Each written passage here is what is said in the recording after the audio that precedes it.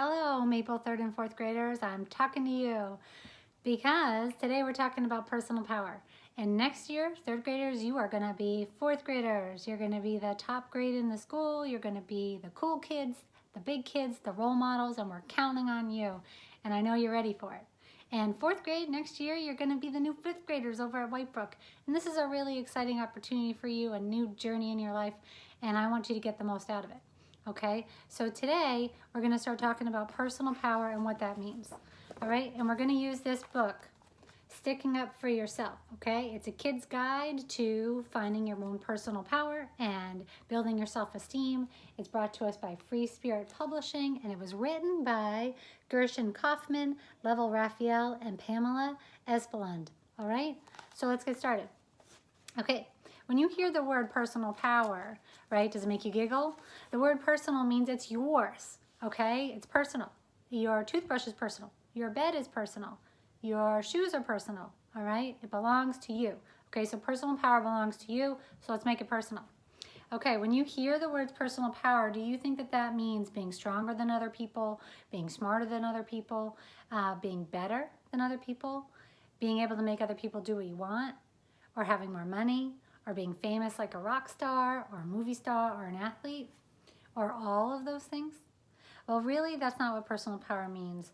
And personal power means being secure and confident inside yourself, okay? So anyone can have personal power. Even though you're a kid, you can have personal power. You can learn how to get it and use it. And you can learn how to build that confidence inside yourself. It'll take time and it'll take practice, and it may take some courage to make some changes in your life, but I know you can do it. We're going to do it together, okay? So there are 4 steps to finding your personal power. 1, being responsible for yourself. 2, making good choices. 3, getting to know you. Number 4, get and use your power in your relationships and in your life. And relationships for you mean the relationship you have with your teacher and with your family and with your friends and anybody you come across in your life. Today we're going to focus on number 1, being responsible for yourself. Okay, so you are responsible for the kind of person you are and how you live your life. Maybe it doesn't seem that way. How can you be responsible if adults always are telling you what to do? Especially right now when it feels like, we can't leave our house and we're stuck doing everything at home. A lot of kids wonder about this. They confuse being responsible for being in charge or being the boss of other people and things. So here's an example. Sarah was babysitting her little brother Jacob while her parents were out visiting friends. Jacob wants to watch his favorite TV show, and Sarah wants to watch her favorite TV show. So Sarah tells Jacob, Mom and Dad said I was responsible, so you have to do what I say. Sarah is confusing being responsible as an excuse to get what she wants, right? She wants to watch what she wants to watch, so she's using her responsibility to take charge and to get what she wants. And that's not what it means. And there's something else it doesn't mean. Having control over everything that happens to you, all right? And like I was saying about how right now you might not feel like you have control, there are many things in your life that you can't control, okay? And you're not responsible for them, like the weather or where your family lives or what school you go to or how much homework your teacher gives you. Whether someone decides to be your friend or how other people feel or act, those aren't in your control and they're not your responsibility, okay? You're only responsible for your own behavior and your own feelings. So how to be responsible for your behavior? This is tricky, and this takes time, and you have to learn how to do it, okay? So here's some examples. Brandon and Jamil are playing a car racing video game, right? A racing game at Brandon's house. Jamil keeps winning, and Brandon doesn't like that. It's his game, and he should be winning. Suddenly, Brandon grabs Jamil's controller and crashes his car on purpose. Hey, Jamil says, what'd you do that for? You're not supposed to win every game, Brandon answers. You made me do it. Here's another example. Alyssa is going to her friend Tracy's house to play. She's putting on her coat and heading for the door. Have you finished cleaning your room? Her mom calls after her. I'll do it later, Alyssa promises. I'd like you to do it now, her mom says. You can play with Tracy when you get home, or when you get done. Alyssa gets really angry at her mom, and she gets so angry that she runs up to her room and picks up her favorite toy off the floor, throws it, and breaks it. Tearfully, she gathers up the pieces and takes them to her mom. "Look what you made me do," she sobs. So Alyssa's doing what Brandon did and basically blaming someone else for the choices they made, okay? By saying, "It's your fault, you made me do it," when it's really something you just regret doing yourself. Sometimes other people say or do things we don't like. We get frustrated or we get angry, and we do something to get back at them, right? To show them how we feel. And we think that what we are doing is their fault. And really, you're just using it to justify your own actions, right?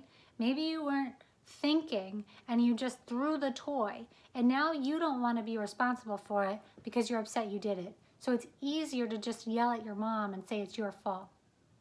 And maybe when Brendan was watching Jamil win game after game after game, he was thinking, if I take his controller and crash his car, then he won't win.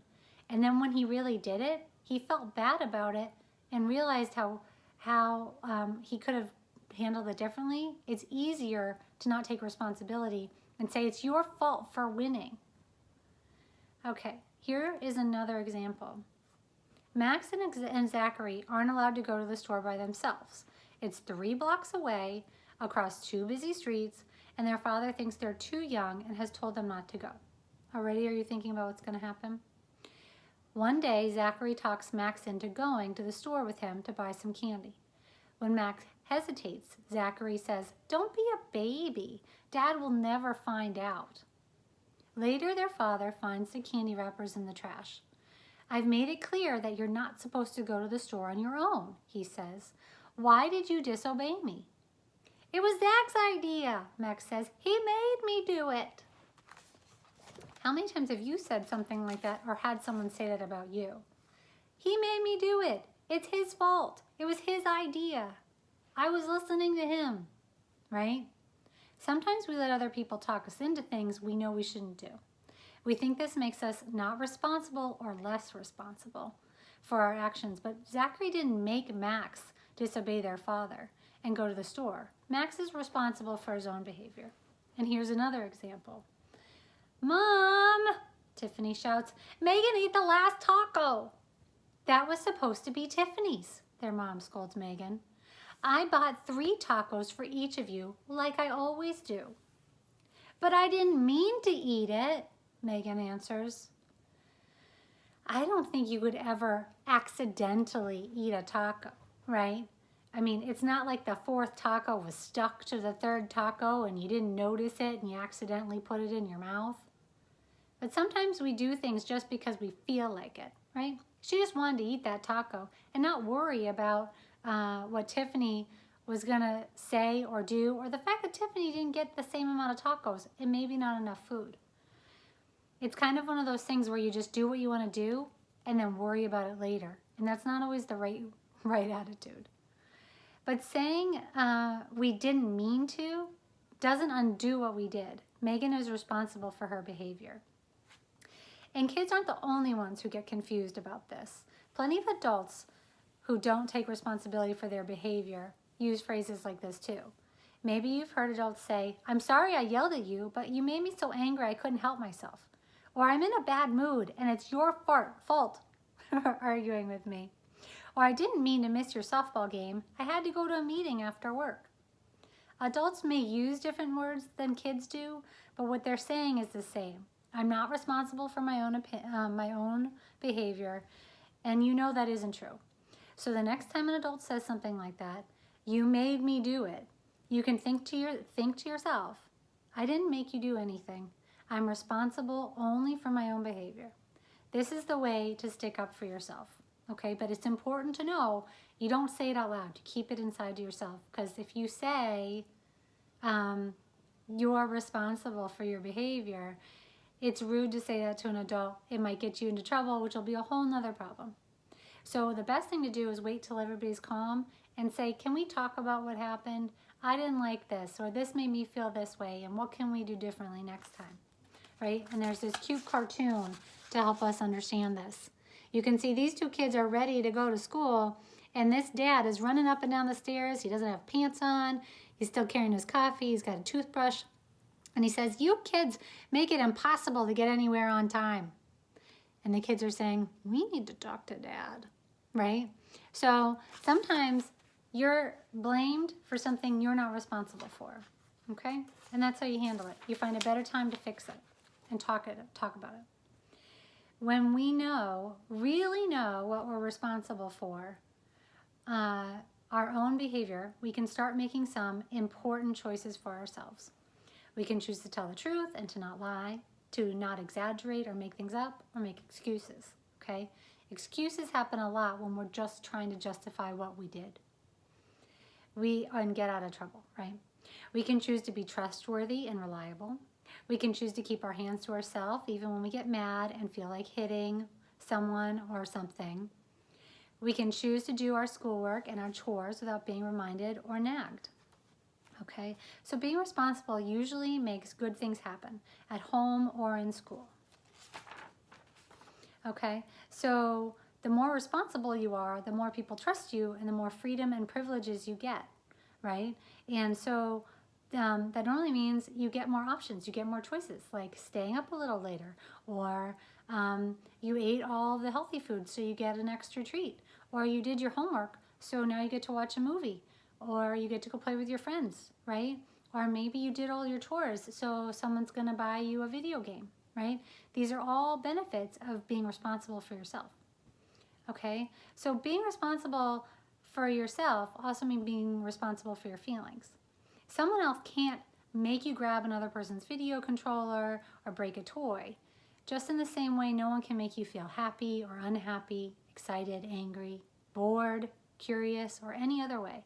You are the only one responsible for your feelings. But some things other people say or do act as triggers for other feelings, right? They push your buttons, right? So here's an example. "Did you put your bike away when you got home from school?" Tony's dad asks him. "Not yet," Tony answers absent-mindedly. He's busy drawing a new character for his comic book. Tony wants to be a comic book artist when he grows up, and he loves to draw. "You never do it when you're supposed to," his dad yells. "I want you to put your bike away right now." Suddenly, Tony feels hurt and angry. Why does his dad always have to yell? It seems like he's always yelling.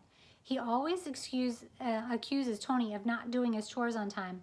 His dad's words and yelling trigger Tony's hurt and angry feelings. Okay, so right now in this moment, and this happens a lot between kids and grown-ups, where the kid is focused on one thing and the grown-up is focused on another, and they don't match up and they get in an argument. So Tony is focused on his comic book and the hard work he's putting into that. And his dad is focused on the fact that he has to remind him to put his bike away again. So they're both coming to it from different places and different feelings. And triggers and buttons that get pushed are that his dad has probably had to say this before, so he's already angry about it and all the other times before. And Tony is surprised because he was just sitting there coloring and he wasn't doing anything wrong in his mind, so it hurt his feelings.